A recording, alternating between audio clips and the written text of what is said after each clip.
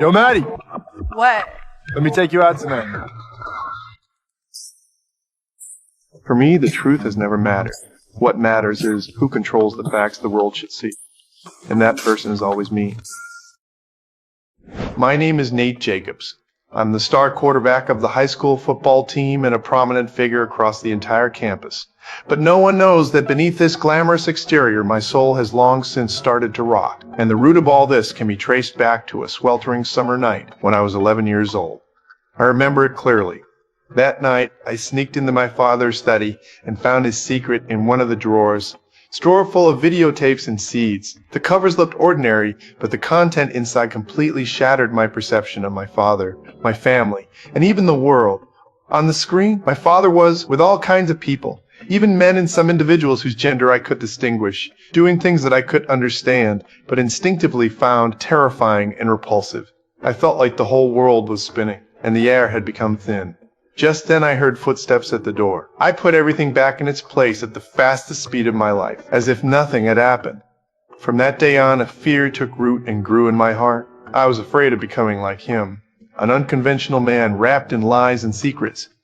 But the farther you go, the sharper their blades. Just don't ever give them an opening.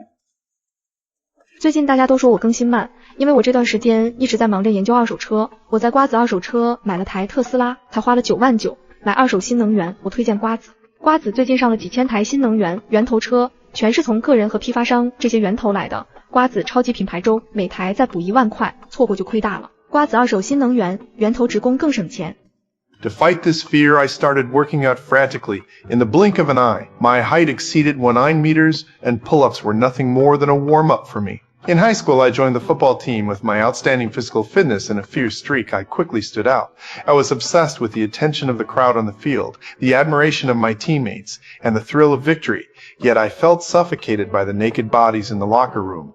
They always reminded me of the scenes in the disc.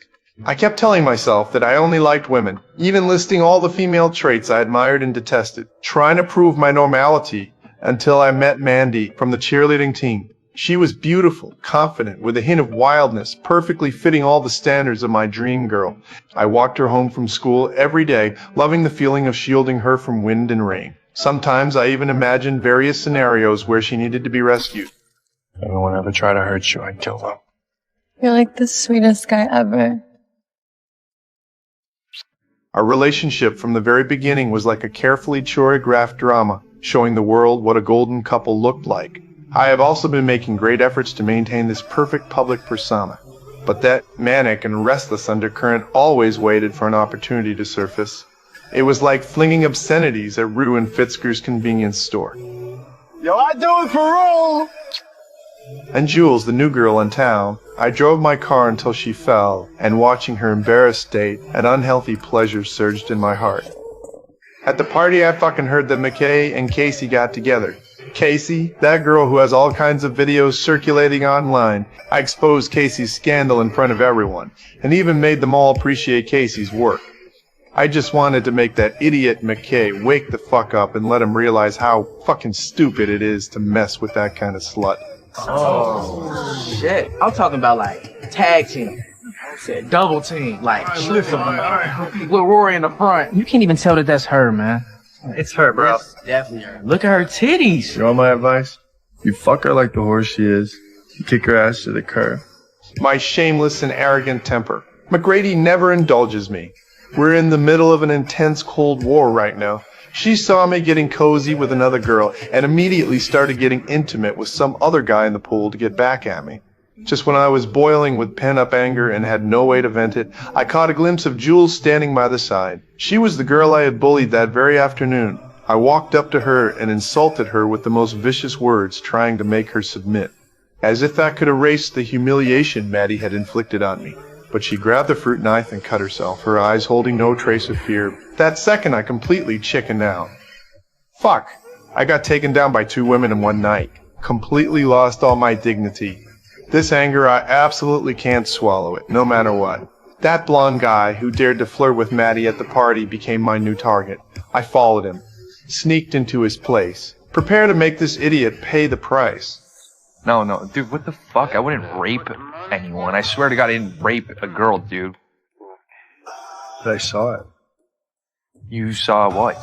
I saw you rape her in the pool. Wait a minute. You're talking about the crazy chick that was at the party? That chick was asking me to. I was the one that was saying no. She was blacked out.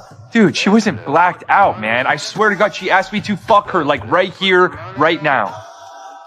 I don't believe a single word this guy says. I had to completely unleash the day's pent-up frustration. And he was the sacrifice I had chosen for tonight. I beat him until he went limp, completely unable to get up. Then I calmly washed up, put on his clothes, and walked out. That very night, I sweet-talked Mady into forgiveness. I'm well-versed in the tricks to handle women, and everything seemed back on track.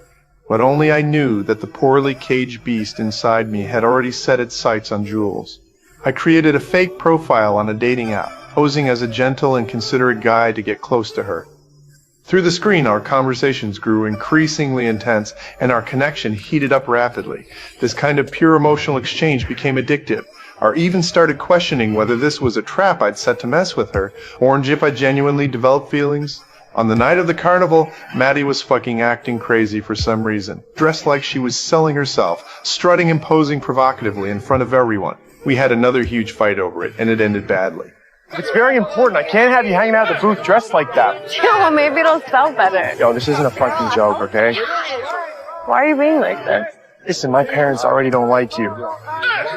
What? Go home, get changed, and come back looking like a person. Fuck. I retreated to my family's hot sauce stall, trying to act like nothing happened. But within minutes, Mady stormed over, overturned our stall, and started screaming curses at my mother.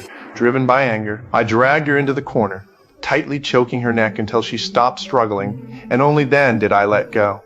But when that bitch caught her breath, there was a fucking twisted smirk in her eyes. She brought up those photos on my phone. I froze. How the hell could I explain them? Say it was my sick imitation of my father's tapes, or that it was a desperate attempt to explore my own confused sexuality. How the fuck do you even say something like that out loud? Look, I'm going through a lot of shit right now. I need you to promise me that you're not gonna tell a soul. Yeah, I'm not gonna tell anyone, I promise. Like on your life. Yeah, on my life. I'm sorry I got so angry at you before. Dale, I'm sorry. After the carnival, I arranged to meet Jules by the lake. It was time to put an end to this bullshit game. Using her nude photos as leverage, I ordered her to keep her mouth shut forever about what happened to my father, watching her shocked, terrified, and heartbroken expression. A conflicting mix of pleasure and pain tore at me inside. So keep your head down. Keep your mouth shut. Don't try to ruin my life. And I won't have to ruin yours. You know what I think? I think you're a fucking faggot just like your daddy. I successfully took control of the situation, yet with my own hands I destroyed the only connection that could have made me feel real. You have a nice night. What's even more fucked up, the bruises on Maddie's neck became undeniable proof of my violence. The police got involved and launched an investigation. Although Maddie suffered immense physical and mental trauma, she still chose to stand up for me. To save myself, I needed a scapegoat. The target was still that innocent Tyler. I broke into his apartment and forced him to confess to attacking Maddie. Meanwhile, Jules, whom I completely under my control, was coerced into going to the police station to give false testimony, identifying Tyler as the perpetrator. After the turmoil settled, on that very absurd night, Maddie and I fucking got back together again. It seems as if all those violence and harm never happened. On the other side, Rue noticed something unusual and began to suspect everything I had done to Jewel. That drug dealer Fizek also warned me to my face not to mess with them anymore. A threat? Nah, I'm just telling you. Or what? Listen, bruh. All I'm saying, you keep fucking with Rue and her friends, and I'ma kill you. The overwhelming pressure that hit me. I had never fucking felt anything like it before. I could never let anyone threaten me. So I anonymously reported Fitzka to the police and watched. As the police surrounded his house, I experienced a cold fucking satisfaction. However, even after eliminating the external threat, the anxiety inside me grew even more turbulent. My body betrayed me. I could even be intimate with Maddie. When she questioned my sexuality, I once again used rage to cover my panic and hit her. Keep talking. Come on, keep fucking talking. Keep talking. Huh? I despised myself like this, and I hated even more the father who had shaped all of this. At the end of the year, I won the school year crucial football championship game, but my father dismissed my performance with contempt. When I got home, they still kept reprimanding me for not being perfect enough in my on-field command. No matter how hard I tried to play the part of that fucking strong man, I would never earn his bullshit approval. The conflicts between us, built up over years, finally fucking exploded completely. I don't want to keep fighting! Huh? Oh, you think you're tough now, huh? Huh? Come on, Nate! At the peak of my anger and despair, I slammed my head hard against the floor, letting out a beast-like roar. It was my most thorough rebellion and indictment against this lie-filled family. I knew this war was far from over. I had to become stronger, colder, to completely destroy everything he had built, including myself. 瓜子二手新能源，源头直供更省钱。